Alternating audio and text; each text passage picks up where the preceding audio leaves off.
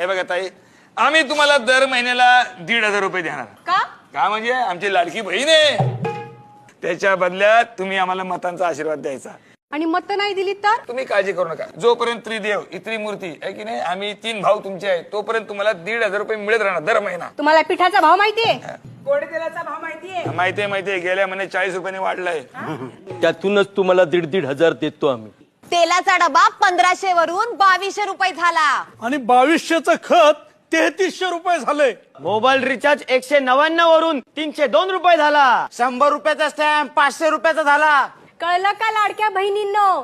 तुमच्याच मालकाचा खिसा कापून तुमच्या भावाने तुम्हाला 1,500 रुपये दिलेत. मग काय करणार? या माणसाने लोकांना निधी देऊन देऊन तिजोरीचा खडखडा करून टाकले सगळा.